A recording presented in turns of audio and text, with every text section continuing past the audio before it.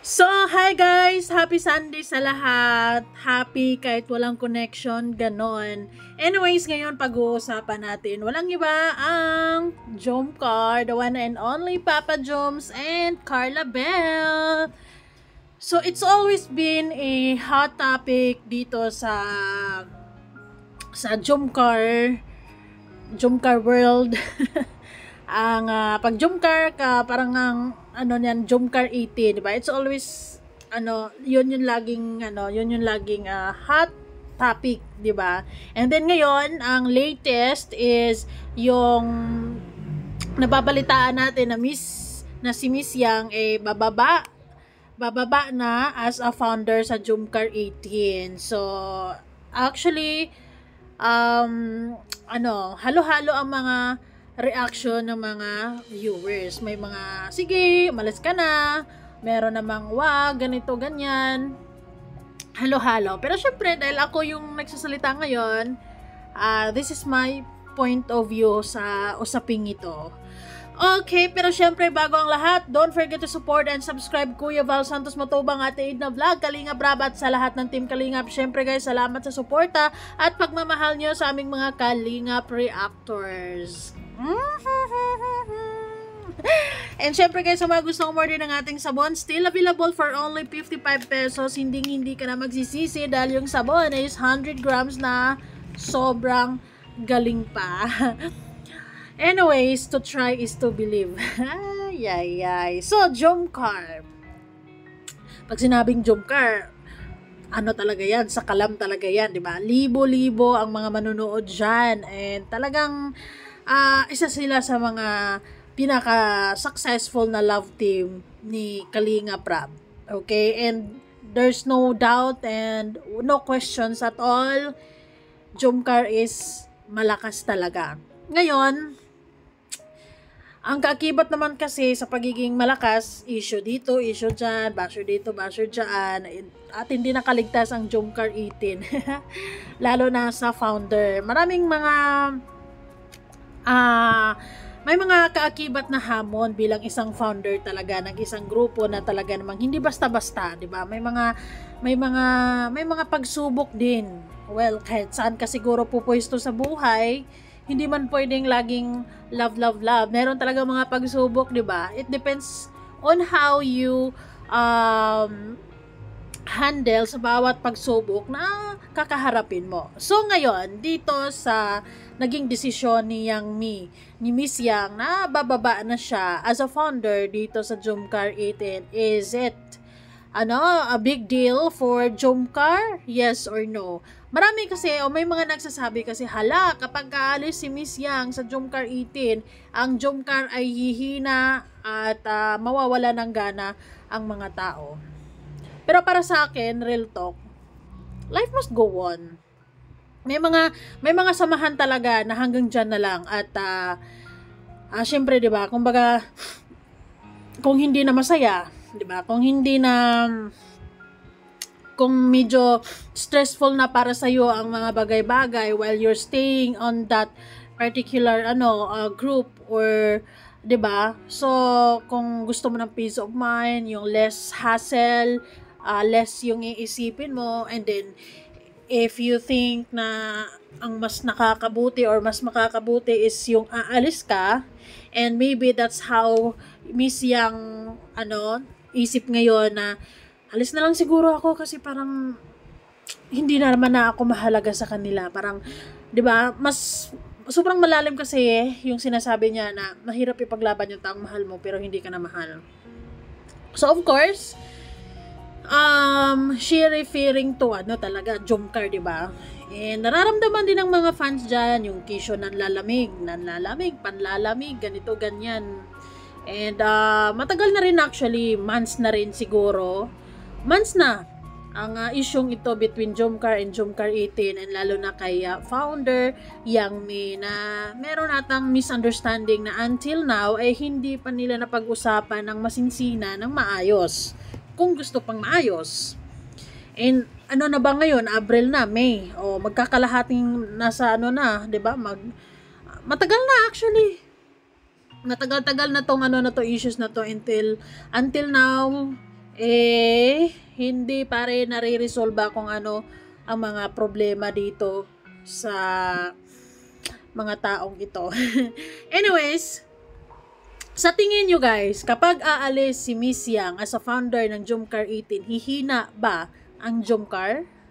Ako, para sa akin, real talk, hindi.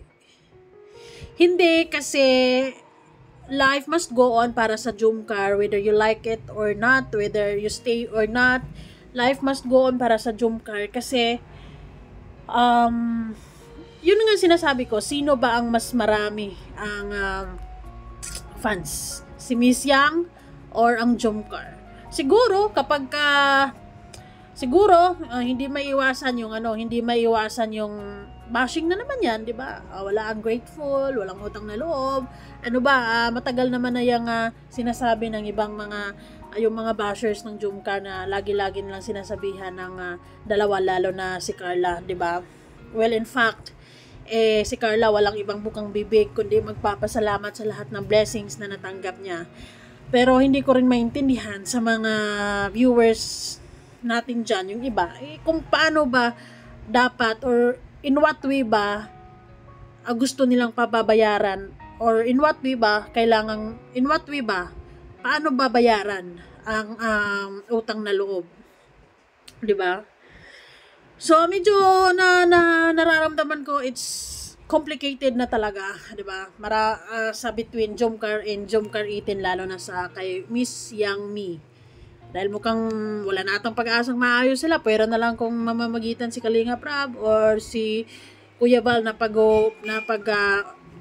pagbabatiin sila, di ba?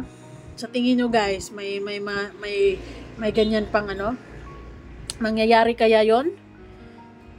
Well, ayun, sabi ng iba, pagka mawala si Miss Yang sa Jomcar 18, hihina ang Jomcar. Ang sabi ko naman, hindi yan hihina, dahil hindi naman maapektuhan ang routine ng Jomcar kung aalis si Miss Yang as a founder sa Jomcar 18. That's real talk, di ba? Kasi at the end of the day, si Kalinga Prab naman ang nag-handle ng Jomcar. So kung ano man ang nasimulan ng Jomcar, kung ano ng episode ng Jomcar ngayon, tuloy-tuloy naman yan ni Kalinga Prab. So whether you like it or not, syempre yung mga fans ni Miss Yang, ando na yung madidismaya sila, pero manonood pa din yan sa Jomcar. Kasi in the first place, sino ba ang sinusuportahan nila? Sino ba talagang sinusuportahan nila una? Sino ba talaga ang nagbibigay ng kilig, saya, at bakit nila inaabangan nga ba ang Jomcar? Is it because of Jomcar and the serye na ginagawa ng Kalingap, or because of Miss Yang? Ganun lang yon. So, frankly speaking, aalis man si Yang Mi sa Jomcar 18 as founder, or bababa man siya as a founder, sinasabi ng iba na mawawala ng gana or hihina ang Jomcar. Hindi hihina ang Jomcar. Tuloy-tuloy ang buhay ng Jomcar with or without Miss Yang as a founder ng Jomcar 18. Kasi parang si Miss Yang, it sounds like decided na siya na bababa siya sa as a founder ng Jomcar 18, di ba? So mukhang hindi naman ata din pipigilan ng Jomcar ang desisyong ito. Pero na lang kung may twist sa kaganapan na mapagbati-bati nila or mapag-usapan nila kung paano ang mga problema. Pero yun na nga, para sa akin, hindi hihina ang Jomcar kung aalis si Miss Yang or bababa si Miss Yang as a founder ng Jomcar 18. Kasi life must go on sa buhay ng dalawa na to, with or without Miss Yang. Sa totoo lang. 'Di ba? Kasi andyan si Kalinga Prab eh. Kung si Kalinga Prab na ang magdedesisyon, ay tigil na, tapos na, I'm done. Tapos na ako sa inyo, wala na, tigil na yung serye. I think that's a really, really big factor na masasabi ko, hihina ang Jomcar. Kasi ang punot dulo naman dyan ay ang si Kalinga Prab eh. Siya yung nagdala ng twist dyan. Siya yung nagdala ng dyan eh, yung kaya inaabangan natin yung Jomcar, di ba? Siya yung nagdadala ng excitement, thrill, so on and so forth, kasi siya yung director dyan sa Jomcar serye. So, kung alis si Miss Yang, tuloy ang buhay. ng Jomcar 18 sa totoo lang. Meron kasing mga samahan talaga na siguro hanggang dyan na lang, di ba? Dahil kumbaga hindi na mag-work kung ipagpapatuloy pa. Parang ganun eh. Kasi parang kung may balak pa silang ayusin sana ito, hindi sana matagal na nilang napag-usapan to. Pero hanggang ngayon, wala pa eh. So, baka mag-focus na nga lang si Miss Yang sa Team Ilong. Diba? Yung Team Ilong naman na yon is mas malawak yung coverage noon. I mean, sumusuporta yon sa kay Kuya Bal, kay Kalinga Prab, sa lahat ng mga ginagawa ng Kalingap. Kung sino man ang dapat at karapat-dapat na tulungan dyan, nakikita nila, magbibigay sila.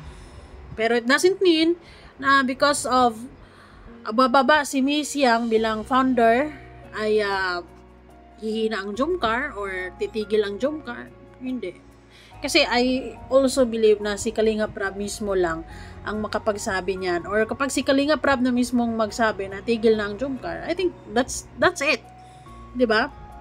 Pero syempre, alam naman natin na lahat naman ay may pagtatapos. Pero it's not, hindi pa sa ngayon. Matagal pa yan. Strike while the iron is hot. Ika nga. So matagal pa yan. Sinusubaybayan pa ang serye ng Jomcar kung paano at saan hahantong ang dalawang ito, 'di ba? And nakikita ko naman sa Jomcar ngayon na they're okay.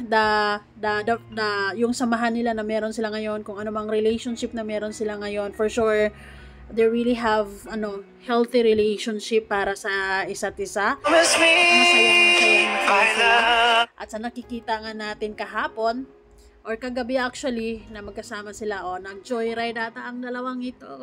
Kaya nga, sabi, ay hihina ang Jomcar, paano na si Carla or paano na si Papa Joms pag aalis si Miss Yang as a founder. Tuloy ang buhay, tuloy pa din ang serye, maglalay pa din si Carla, manonood pa din naman ng mga viewers kasi real talk, ang inaabangan naman talaga ng mga viewers si Jomcar, ang Jomcar, si Carla at saka si Papa Joms, 'di ba? Hindi man si Miss Yang.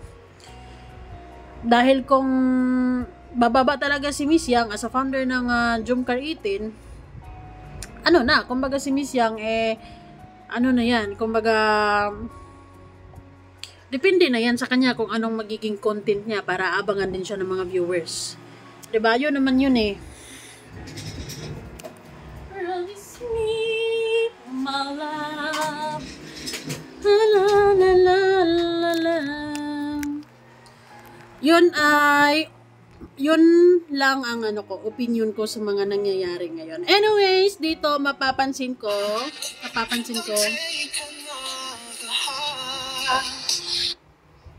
Carla, yung cellphone mo pag check mo from time to time kasi baka mahulog, 'di ba? iPhone pa naman yan.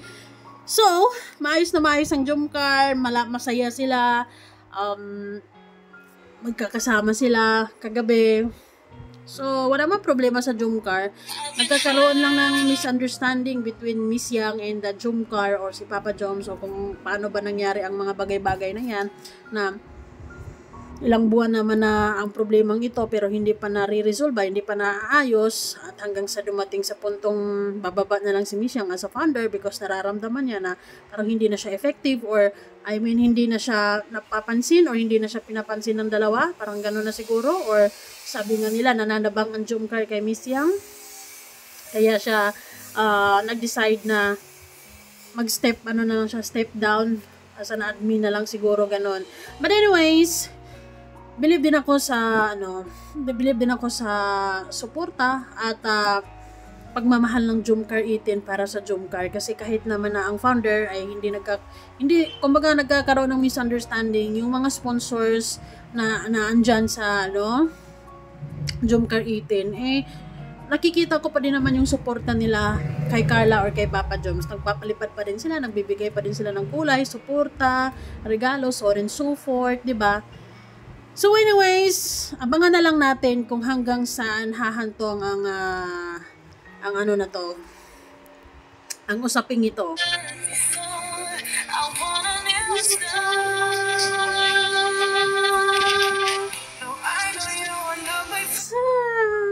Ang sarap ng feeling.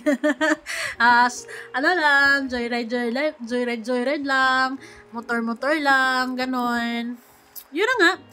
Para sa akin, kung bababa man si Yang Mi, alis man si Yang Mi sa Jomcar 18 or hindi, life must go on. And Jomcar is Jomcar. And hindi yan hihina. May mga magtatampo siguro.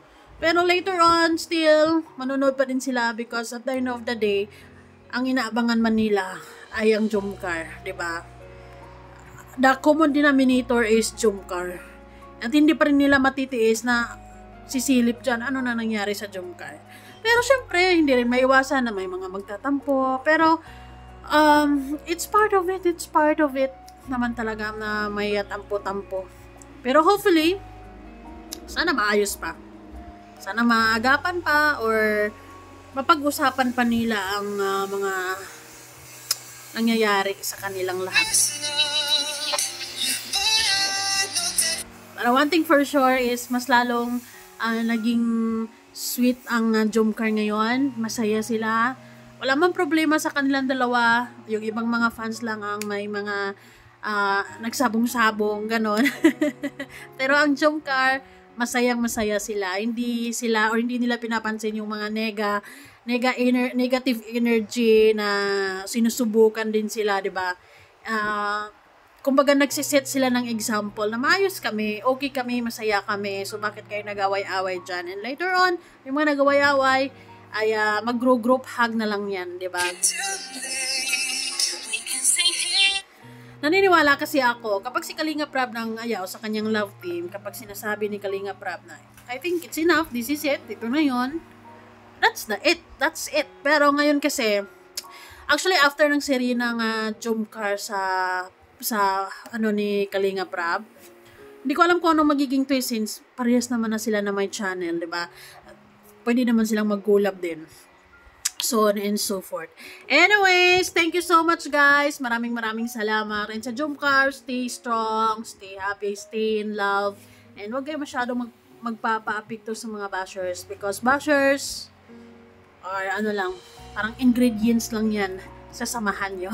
Pampano yan sila, pampatibay palalo sa inyong samahan, di ba? Kaya huwag kayong magpapadala. Dapat matibay. Jomcar matatag nga, di ba?